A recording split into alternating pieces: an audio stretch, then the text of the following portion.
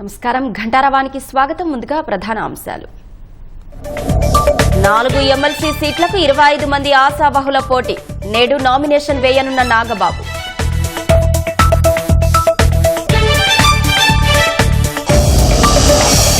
Saraswati power వాటాలపై మరోసారి ఎన్సీఎల్లో Jagan affidavit.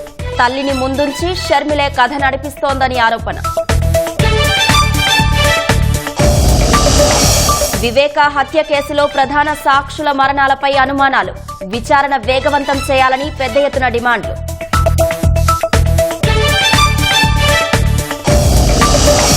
Hyderabad లో మద్యం మత్తులో యువతుల హల్చల్.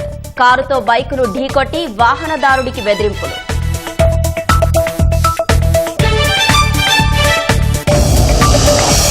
చంద్రునిపై మరిన్ని చోట్ల ఐస్ ఉండే అవకాశం. ఉష్ణోగ్రతల్లో మార్పులే కారణమంటున్న నిపుణులు.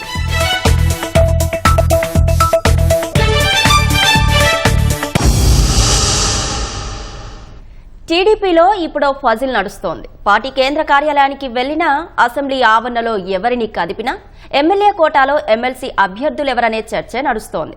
25 మంది పోటీ పడుతుంటే అంతిమంగా అవకాశం దక్కించుకునే ఆ నలుగురు ఎవరనేది ఉత్కంఠ రేపుతోంది. ఎమ్మెల్యే కోటాలో ఎమ్మెల్సీ స్థానాల కోసం టీడీపీలో తీవ్ర పోటీ నెలకొంది. 5 ఒక స్థానాన్ని మిత్రపక్షం జనసేనకు కేటాయించగా మిగతా 4 స్థానాలపై దాదాపు 25 మంది ఆశలు పెట్టుకున్నారు. 10 మంది వరకు గట్టి ప్రయత్నాలు చేస్తున్నారు. 3 రోజులుగా అసెంబ్లీ పరిసరాల్లో ఎమ్మెల్సీ ఆశావాహుల సందడి ఎక్కువగా కనిపిస్తోంది. కొందరు చంద్రబాబు, లోకేష్ ను నేరుగా కలిసి మనసులో మాట చెప్పుకుంటుంటే, ఇంకొందరు నాయకుల ద్వారా రాయబారం నడుపుతున్నారు. ప్రధానంగా గత ఎన్నికల్లో సీటు త్యాగం చేసిన వారితో పాటు పదవీ విరమణ చేస్తున్న ఎమ్మెల్సీల్లోనూ కొందరు కొనసాగింపు కోరుకోవడం సంక్లిష్టంగా మారింది. అశోక్ బాబు, బీటీ నాయుడు, దువ్వారపు రామారావు మరో ఛాన్స్ ఆశిస్తున్నారు. దువ్వారపు రామారావు సామాజిక వర్గం నుంచి మండలిలో ఎవ్వరూ లేరని, ఆయనకు మళ్లీ అవకాశం ఇవ్వాలంటూ విశాఖ జిల్లా టీడీపీ ఎమ్మెల్యేలు కోరుతున్నారు. ఇక వైసీపీతో పాటు ఎమ్మెల్సీ సీటును వదిలేసిన జంగా కృష్ణమూర్తికి అవకాశం ఇవ్వాలని నరసరావుపేట ఎంపీ లావు శ్రీకృష్ణదేవరాయలు చంద్రబాబును కలిసి కోరారు. జంగాకు ఇప్పటికే టీటీడీ బోర్డు సభ్యత్వం ఇచ్చినందున మండలి రేసులో పరిగణలోకి తీసుకుంటారా లేదా అనే చర్చ పార్టీ వర్గాల్లో జరుగుతోంది.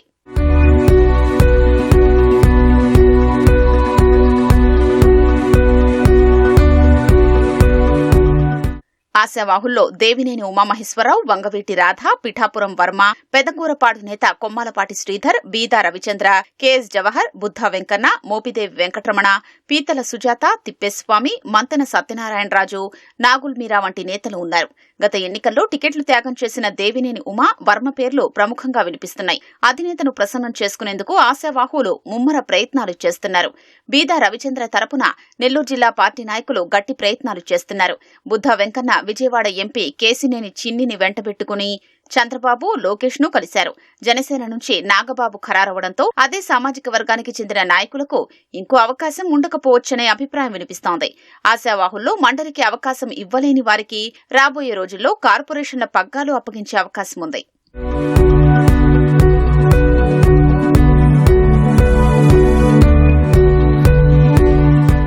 ఏదేమైనా టీడీపీలో ఎమ్మెల్యేల కోటా ఎమ్మెల్సీ అభ్యర్థిత్వాలు ఆఖరి నిమిషం వరకు తేరేలా లేవు. నోటిఫికేషన్ ఇచ్చిన 5 స్థానాలకు ఈ నెల 10లోగా నామినేషన్ వెయ్యాల్సి ఉంది.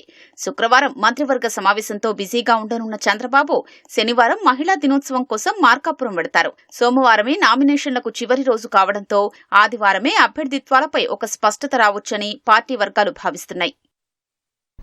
ఎమ్మెల్యేల కోటాలో నిర్వహించే ఎమ్మెల్సీ ఎన్నికలకు కూటమిలో భాగంగా జనసేన అభ్యర్థిగా నాగబాబు నేడు నామినేషన్ దాఖలు చేయనున్నారు. జనసేన అధ్యక్షుడు పవన్ కళ్యాణ్ ఆదేశాలకు అనుగుణంగా నామినేషన్ దాఖలుకు అవసరమైన పత్రాలను పార్టీ కార్యాలయంలో సిద్దం చేశారు. నాగబాబు అభ్యర్థిత్వాన్ని ప్రతిపాదిస్తూ 10 మంది శాసనసభ్యులు సంతకాలు చేశారు. నాదెండ్ల మనోహర్, మండలి బుద్ధప్రసాద్, లోకం నాగమాధవి, ఆరణి శ్రీనివాసులు, పంచకల్ల రమేష్ బాబు, సుందరపు విజయ్ కుమార్, పచ్చమట్ల ధర్మరాజు, అరవ శ్రీధర్, బత్తుల బలరామకృష్ణ, పంతం నానాజీ సంతకాలు చేశారు. ఎండాకాలం మొదలైనా మంచు ప్రభావం మాత్రం తగ్గడం లేదు. మధ్యాహ్నం సూర్యుడు సుర్రుమంటూ సెగలు పుట్టిస్తుంటే తెల్లవారుజామున మంచుతో ప్రజలు అవస్థలు పడుతున్నారు. బాపట్ల జిల్లాను మంచు దుప్పటి కప్పేసింది. చీరాల, వేటపాలెం, ఈపురుపాలెం, కొత్తపేట ప్రాంతాల్లో పొగమంచు దట్టంగా అలుముకుంది. మంచు దెబ్బకు ఎదురుగా వస్తున్న వాహనాలు కనబడక వాహనదారులు తీవ్ర ఇబ్బందులు పడ్డారు.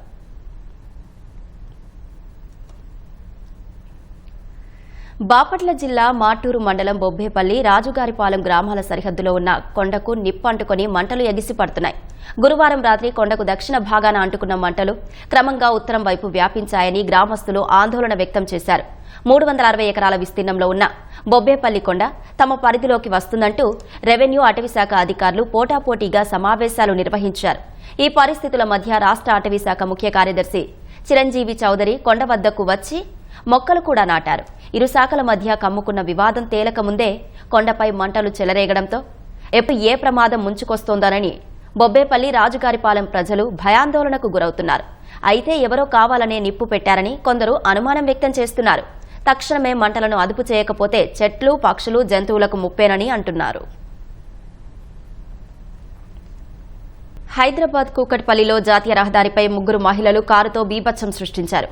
మద్యం మత్తులో కేపీహెచ్బీ మెట్రో స్టేషన్ సమీపంలో 2 ద్విచక్ర వాహనాలను ఢీకొట్టారు. ఇదేంటని ప్రశ్నించిన వారిపై బెదిరింపులకు దిగడంతో పోలీసులు సమాచారం అందించారు. రంగంలోకి దిగిన ట్రాఫిక్ పోలీసులు డ్రంక్ అండ్ డ్రైవ్ పరీక్షలు చేయగా రీడింగ్ 212 పాయింట్లు వచ్చినట్లు వెల్లడించారు. కేసు నమోదు చేసి దర్యాప్తు చేస్తున్నారు.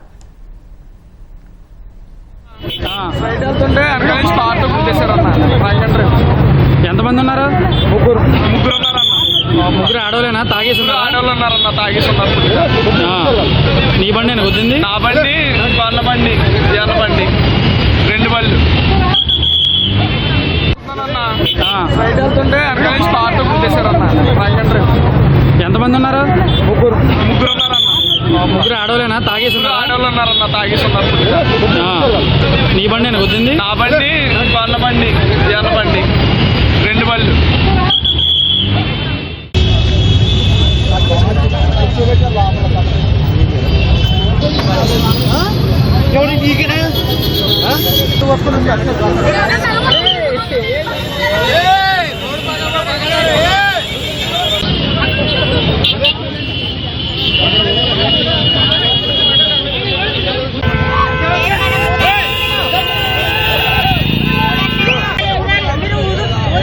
అవి లోపలికి లాగుతున్నావు.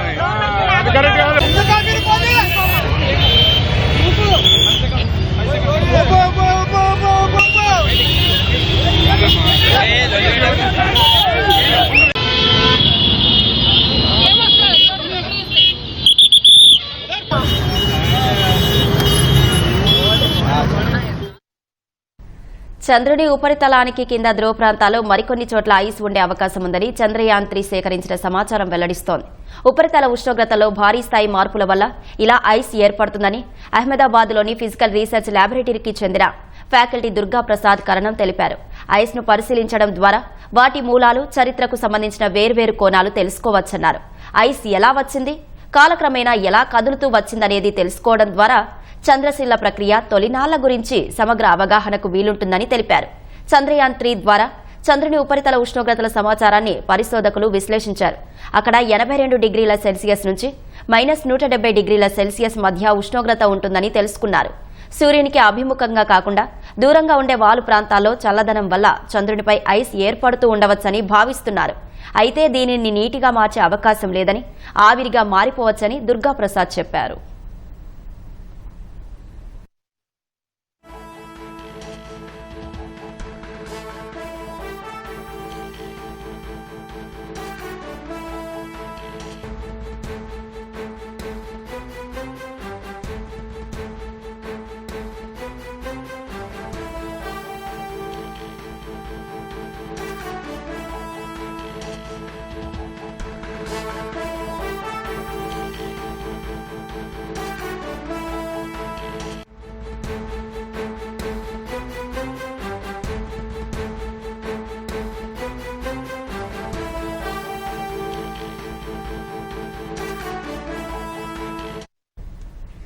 ఎస్ఎల్బీసీ టన్నెల్లో కార్మికుల అన్వేషణకు ముమ్మర ప్రయత్నాలు కొనసాగుతున్నాయి. క్యాడవర్ డాగ్స్ బృందం సొరంగం లోపలికి వెళ్లింది. మరింత సమాచారం మా ప్రతినిధి స్వామికిరణ్ అడిగి తెలుసుకుందాం. స్వామికిరణ్, ఎస్ఎల్బీసీ టన్నెల్లో సహాయక చర్యల్లో పురోగతి ఏంటి?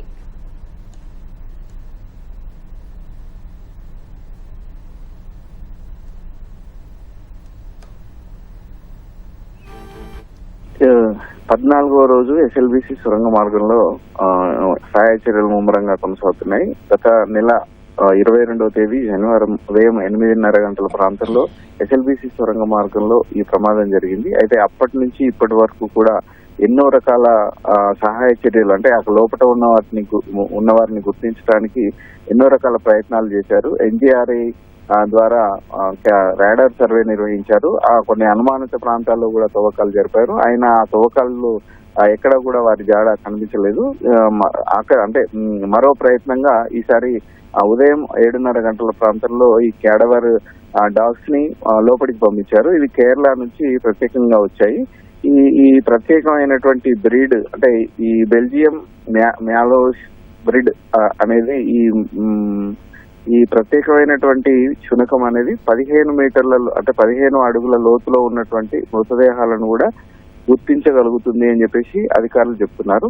ప్రస్తుతం మనం సొరంగంలో ఉన్నటువంటి పరిస్థితులు చూస్తే సొరంగం యొక్క వ్యాసం వచ్చేసి మొత్తం 10 మీటర్లు. 10 మీటర్లలో సెగ్మెంట్లు పోను 9.2 మీటర్ల వ్యాసం ఉంటుంది. దీంట్లో సుమారు 5 మీటర్ల నుంచి అంటే 3 మీటర్లు మొదలుకొని 5 మీటర్ల వరకు కూడా పూర్తిగా పూడిక పేరుకుపోయి ఉంది. ఈ పూడికలో టన్నల్ బోరింగ్ మిషన్ సంబంధించినటువంటి శిథిలాలన్నీ కూడా చిక్కుకుపోయి ఉన్నాయి.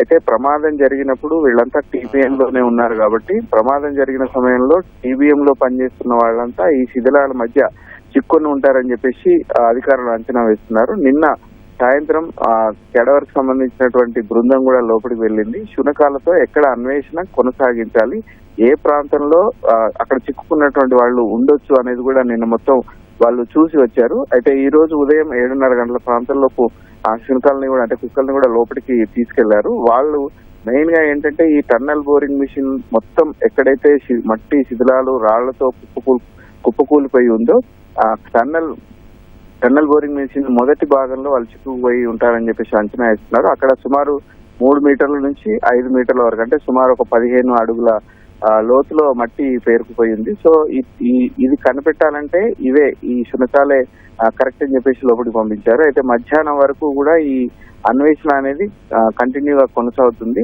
8 మందిని గుర్తించాలి కాబట్టి ఈ 8 మంది ఏ ప్రాంతాల్లో ఉంటారు, టన్నల్ బోరింగ్ మిషన్ లో పనిచేస్తున్నప్పుడు ఏ ప్రాంతాల్లో ఉంటారు, ప్రమాదం జరిగినప్పుడు వాళ్ళు ఎక్కడికి వెళ్లి ఉండొచ్చు, ఏ పాయింట్ లో వాళ్ళు చిక్కుకొని ఉండొచ్చు అనేది కూడా నిన్న టన్నల్ బోరింగ్ మిషన్ నమూనాలో వాళ్ళు ఒక అంచనాకు వచ్చారు. సో ఆ పాయింట్లలో ఈ రోజు 2 కుక్కలతో మొత్తం టోటల్ అక్కడ అన్వేషణ కొనసాగుతుంది. ఏవైతే పాయింట్స్ వాళ్ళు సూచిస్తారో అక్కడ వాటిని పాయింట్అవుట్ చేసుకొని అక్కడ తవ్వకాలు జరపనున్నారు. గతంలో కూడా ఎన్డీఆర్ఐ రాడార్ సర్వే ద్వారా మొత్తం 47 భాగాలుగా విభజించి 8 స్పాట్లు సూచించింది. కానీ అక్కడ ఫలితం రాలేదు. ఈసారి దీని ద్వారానైనా ఫలితం వస్తుందని చెప్పేసి అధికారులు ఆశాభావంతో ఉన్నారు. మధ్యాహ్నం 2:30 కల్లా ఈ కేడవరి డాగ్స్ బయటికి వస్తాయి. ఈ లోపు ఆ పాయింట్స్ అన్ని గుర్తించిన తర్వాత తవ్వకాలు జరుపుతారు. తవ్వకాలు జరిపిన తర్వాత వాళ్ళ జాడ తెలిసేటువంటి అవకాశం ఉంది. దీంతో పాటు ఇతర సహాయ చర్యలు కూడా కొనసాగుతున్నాయి. డీవాటరింగ్ అనేది రెగ్యులర్ గా కొనసాగుతుంది.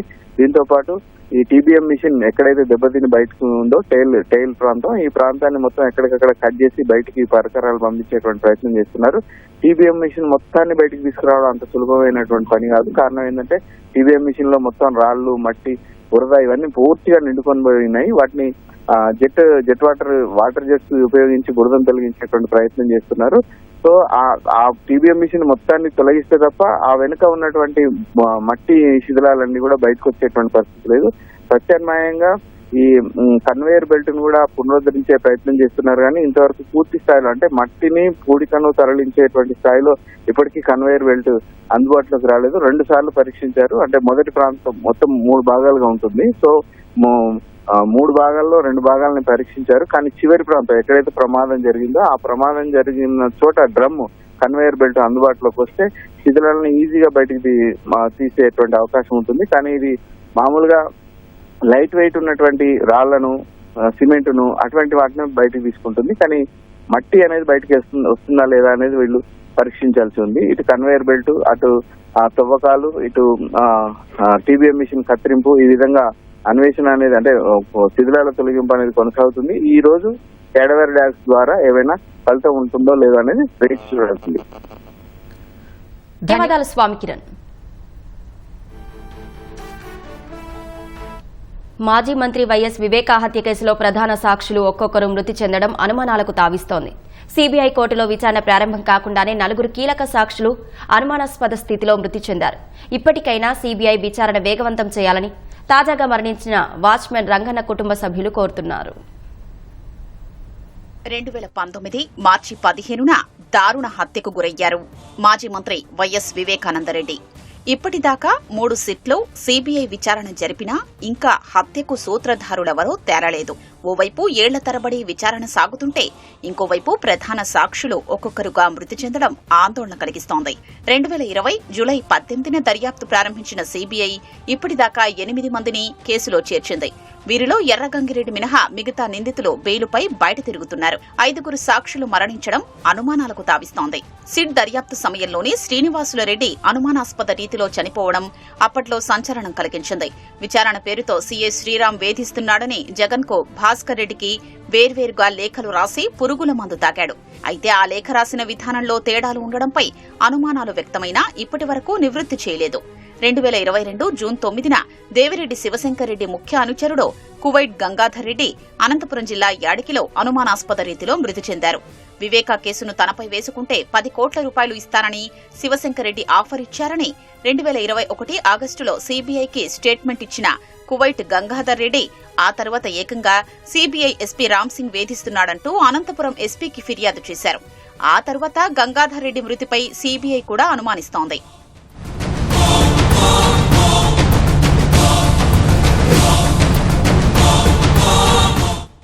ఇక వైఎస్ కుటుంబానికి చెందిన మరో కీలక సాక్షి డాక్టర్ వైఎస్ అభిషేక్ రెడ్డి ఇటీవలే హైదరాబాద్ ఆసుపత్రిలో చికిత్స పొందుతూ మృతి చెందాడు. హత్య జరిగిన రోజు వివేకా ఇంట్లో రక్తపు మరకలు, మృతదేహానికి కట్లు కట్టిన విధానం, ఇంట్లో ఎవరెవరు ఉన్నారనే విషయాలపై అభిషేక్ రెడ్డి సీబీఐకి వాంగ్మూలమిచ్చాడు. యువకుడైన అభిషేక్ రెడ్డి 4 నెలలు కోమాలోకి వెళ్లి చనిపోవడమూ అనుమానాస్పదమే.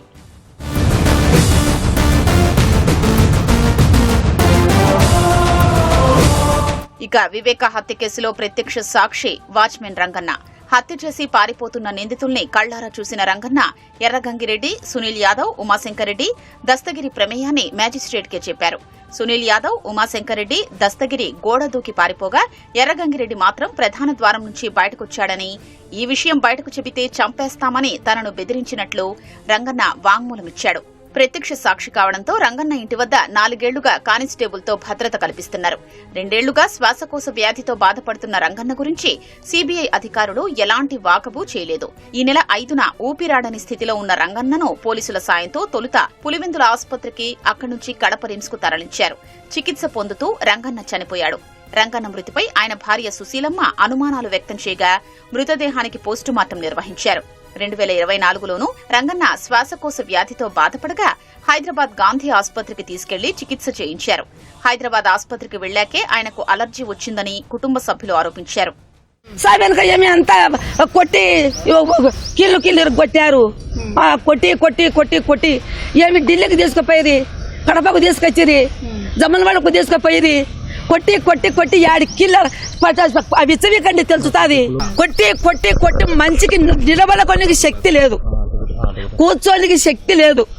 అవుతాను ఏం కోరు మా చచ్చిపోయినాక ఏం కోరుకాలో చెప్పు. చచ్చిపోయినటువంటి కదా ఏం కోరుకాలా మేము. వివేకా కేసులో ఇప్పటిదాకా దాదాపు 250 మంది సాక్షుల వాంగ్మూలాలు నమోదు చేసినప్పటికీ హత్యను ప్రత్యక్షంగా చూసిన రంగన్న మృతి చెందడం ఒకంత ఇబ్బందిగా మారింది. తక్షణం సీబీఐ కోర్టులో కేసు ట్రయల్ ప్రారంభించేలా ఆదేశాలు ఇవ్వాలంటూ వివేకా కుమార్తె సునీత తెలంగాణ హైకోర్టును గతంలో ఆశ్రయించారు. సీబీఐ వద్ద ఉన్న హార్డ్ డిస్క్ లో 3 లక్షల ఫైళ్లు ఉంటే వాటిలో కనీసం 13,000 ఫైళ్లు కూడా ఓపెన్ చెయ్యలేదని పిటిషన్లో పేర్కొన్నారు. మహాకుంభమేళా సందర్భంగా ఒక బేట్మెన్ 30 కోట్లు సంపాదించారని యూపీ ప్రభుత్వం చేసిన ప్రకటనపై ప్రతిపక్షాలు విచారణకు డిమాండ్ చేయడంతో యోగి సర్కార్ వివరణ ఇచ్చింది. మహాకుంభమేళా సందర్భంగా పింట్ మహారా అనే బోట్మెన్ 30 కోట్లు సంపాదించారని మరోసారి తెలిపింది. 45 రోజులు జరిగిన మహాక్రతువులో బోట్మెన్లు అత్యధిక లబ్ధిదారుల జాబితాలో ఉన్నారని వివరించింది. మహాకుంభమేళా సందర్భంగా 4,500 పడవలు నిరంతరం పనిచేశాయని, వాటిలో 13,000 మంది బోట్మెన్లు విధులు నిర్వర్తించారని పేర్కొంది. కుంభమేళా ముగిసే నాటికి ఒక్కొక్కరు 8 నుంచి 9 లక్షలు సంపాదించారని పేర్కొంది. 130 బోట్ల సముదాయంతో పింటూ మహారా 30 కోట్లు సంపాదించారని వచ్చిన వార్తల్లో నిజానిజాలపై దర్యాప్తు చేయాలని సమాజ్వాదీ పార్టీ అధ్యక్షుడు అఖిలేష్ యాదవ్ అన్నారు. మహాకుంభ్ సమయంలో ఒక కుటుంబం 30 కోట్లు సంపాదించి ఉంటే జీఎస్టీ ఎంత వచ్చిందో చెప్పాలని డిమాండ్ చేశారు. ఉత్తరప్రదేశ్ కాంగ్రెస్ అధ్యక్షుడు అజయ్ రాయ్ కూడా ఇదే తరహా ప్రశ్నను లేవనెత్తారు. ఒడిశాలోని పారాదీప్ ఫిషింగ్ హార్బర్లో మంటలు చెలరేగి 17 బోట్లు దగ్ధమయ్యాయి. అగ్నికి ఆహుతైన 17 బోట్లలో 12 పెద్ద పడవలు, 5 చిన్న పడవలు ఉన్నాయి. పెద్ద ఎత్తున ఆస్తి నష్టం వాటిల్లినట్లు అధికారులు అంచనా వేస్తున్నారు. ఈ ఘటనలో ఎవరికీ గాయాలు కాలేదని పారాదీప్ ఏడీఎం నిరంజన్ బెహ్రా తెలిపారు. ప్రమాద సమాచారం అందుకున్న అగ్నిమాపక సిబ్బంది 12 శకటాలతో చేరుకుని మంటలను అదుపు చేశారు. హార్బర్లోని 1 నెంబర్ జెట్టీలో ఉన్న ఒక బోటులో తొలుత మంటలు చెలరేగాయి. అవి మిగిలిన బోట్లకు వ్యాపించాయి. ఘటన జరిగిన సమయంలో ఒక్కో బోటులో 3000 లీటర్ల డీజిల్, వంట గ్యాస్ సిలిండర్లు ఉన్నాయని అధికారులు తెలిపారు. మంటల కారణంగా గ్యాస్ సిలిండర్లు పేలినట్లు అగ్నిమాపక సిబ్బంది వివరించారు. ప్రమాదం జరిగిన సమయంలో పారాదీప్ హార్బర్లో 650 పెద్ద పడవలు, 400 చిన్న పడవలు ఉన్నట్లు అధికారులు వెల్లడించారు.